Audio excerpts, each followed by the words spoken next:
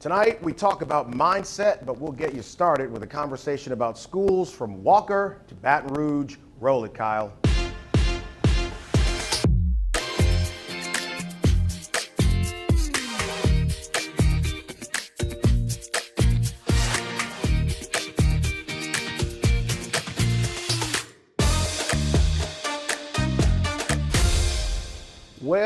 Well, back in the kitchen again. I just can't help myself.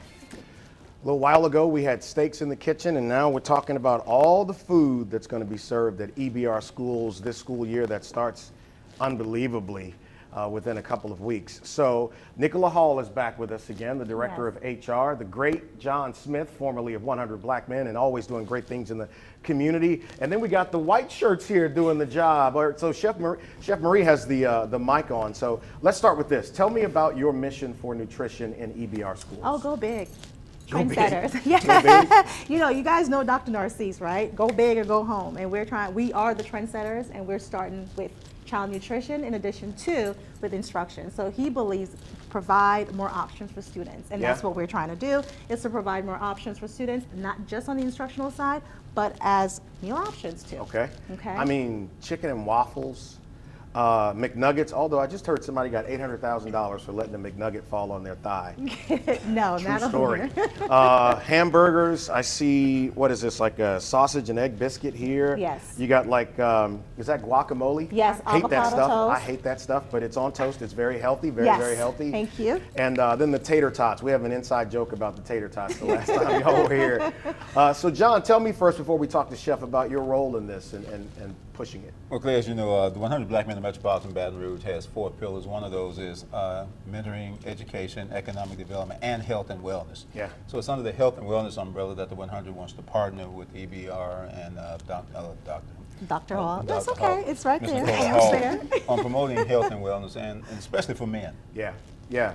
So this is great. So tell me what's going on right here. What you got going on, Chef? Okay, so we're going to make one of our culturally relevant dishes. It'll Okay. be debuting in February during Chinese New Year. Okay. It's called Thai basil beef. Okay. So if you don't mind, I'm going to get started. Please Okay. get to business. All right, so we're just going to brown some lean ground beef Okay. here. Now, are you going to taste this? He better. The last time you said you were going to. Don't threaten me with a good time. But All we right, do so, have EBR students. you know, the interesting thing is you brought up nutrition for kids. So many kids who attend your schools live in Correct. areas that are not close to grocery stores. They live in the center of food deserts. Correct. So they don't typically have healthy options Right. to get right to. They've got a lot of bad stuff around them, but not healthy stuff around them. Right. So it's great that the school system, which will be feeding them at least a couple times a day, is involved in giving these kids healthier options. Talk about that a little bit. Yeah, so we all know that, yes, our students, our wonderful students, this is the only meal that they have, or meals they have for the day, breakfast and or lunch. The goal is to make sure that every child feels like they could come to the cafeteria and enjoy a good meal. Not just eating it because, yeah, the food is there, but to really enjoy the entire thing. From the ambiance to the customer service to the presentation, you know, that's what we're targeting. It's almost like going to a restaurant and sitting down and enjoying a nice piece of steak, even though I am a pescatarian, or a nice piece of salmon, right? You're paying for it, but you want to enjoy the experience. And we're really trying to rebrand child nutrition and just pushing out hospitality and focusing on, you know, nutrition and colors and fresh fruits and vegetables, etc., and to improve the way kids eat and the way people see child nutrition. Yeah, I mean, food in schools has evolved so much over the years. I mean, look at these options for kids. I mean, I remember back in the day, you didn't know what you were eating, critter or varmint, but you know, you ate it. But so, John, that's the other thing too, man. We really have to focus on the internal wellness of our children. Correct. And those factors contribute to what they do externally on the streets of our city. Talk to me a little bit about that. Well, you really hit the nail on the head there when we talk about working with our students and helping them eat healthier. Yeah. Because healthy meals translate into a healthy educational experience. In the 100, we do our mentoring, and we want to talk to our students about how do you have healthy choices? How do parents prepare healthy meals? And this is some of the things you're going to see here today. Giving parents ideas of what are the things they can do at home to help feed their children both nutritionally as well as mentally. So where is this evolving to, Nichola? I know that we did this a few months ago when y'all were here, and we Yes. talked about this, and it's still evolving.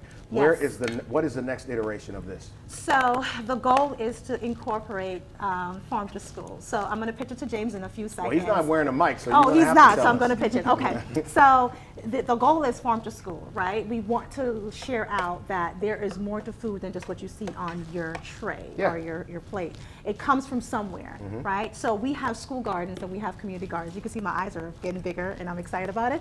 And the goal is to be able to incorporate the community gardens and the school gardens on our tray. And we are starting off with 3 high schools this year. Okay. It's Struma, Scotlandville, and Capitol High are the 3 schools that we're going to start off because they have a nice big flourishing school garden, Yeah. and we want to transfer those items on our school tray. So we're trying to take a holistic approach to child nutrition. So what the kids grow, they can Yes. also eat. There you go. I like that. I Yes. like that. Y'all gonna have greens in those gardens? Oh yes, we do.